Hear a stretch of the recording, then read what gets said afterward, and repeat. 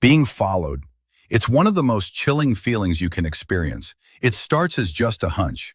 Maybe you heard an extra footstep or saw a shadow just a bit too close. But what happens when that feeling turns into something real? These are four true horror stories of people who were being followed, and not all of them made it out unharmed. Back in 2018, a 22-year-old college student named Jamie had just moved to a small, off-campus apartment in upstate New York. It was her first time living alone. The building was older, with creaky floors and dim hallways. One night, after getting back from her late shift at a bookstore, she noticed someone standing across the street, just under the glow of a flickering streetlight. He wasn't doing anything, just staring. She thought maybe it was a neighbor, or maybe he was waiting for someone. But when she glanced down to unlock her door and looked back up, he was gone. Nothing happened for a few days until she noticed someone following her home again. This time, she heard it. Every few seconds, thump, drag, thump, drag. She turned around. There he was, about 30 feet behind her, the same man, limping heavily on one side, just watching. She ran the last block home and slammed the door shut. That night, she couldn't sleep. Around 3 a.m., she heard something scraping at her front door, a slow dragging sound like metal on wood. She peeked through the peephole. Nobody. But on the floor was a deep, thin scratch running across her welcome mat. She installed cameras the next morning. 2 nights later, the footage showed that same limping man, just standing in front of her door for over an hour. He was never caught. In 2021, a woman named Emily was doing her usual evening grocery run at a 24-hour Walmart in Texas.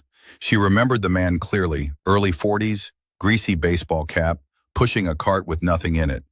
He didn't seem like much, until she noticed him in nearly every aisle she entered. At first, she thought it was coincidence. But even when she deliberately went into the baby section, despite not needing anything there, he followed. Same pace, same silent stare. When she finally made it to self-checkout, he stood in the next lane with nothing to scan. She rushed out to the parking lot, trying to blend in with other shoppers. As she reached her car and fumbled with the keys, her stomach dropped. He was standing behind the next car, just watching, hands in his pockets. She jumped in and locked the doors, but before she could reverse, he knocked on the driver's side window. Silence. Emily didn't roll it down. Instead, she mouthed, "What do you want?" He just smiled and said, "You forgot something." She sped out of the lot. Later, she checked her phone. In her purse was a small burner phone she didn't recognize.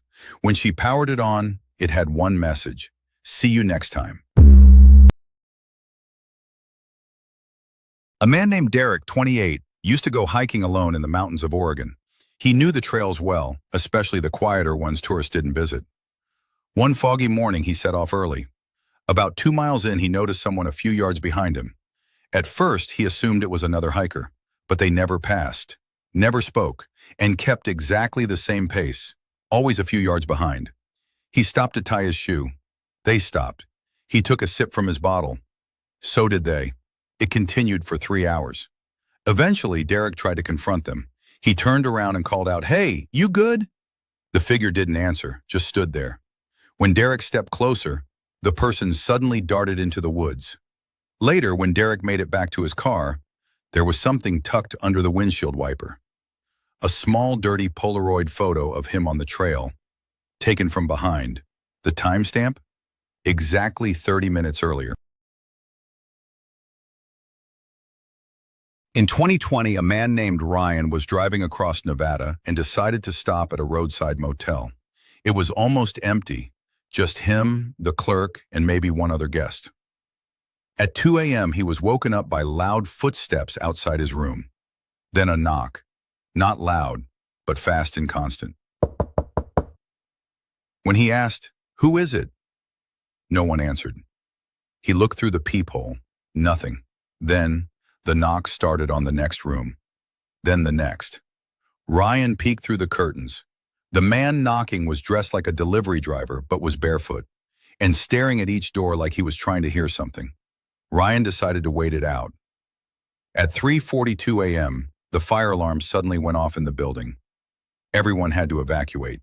As Ryan stepped outside, he saw the same man walking away from the building, casually slipping into a parked SUV with no plates. A week later, Ryan saw a missing persons report online. Another traveler, a woman, had stayed at that motel the next night. She was never seen again. Being followed is one of those things we brush off, until it's too late. So next time you get that gut feeling that someone is too close, too quiet, too focused on you, you might want to trust it before you become the next story.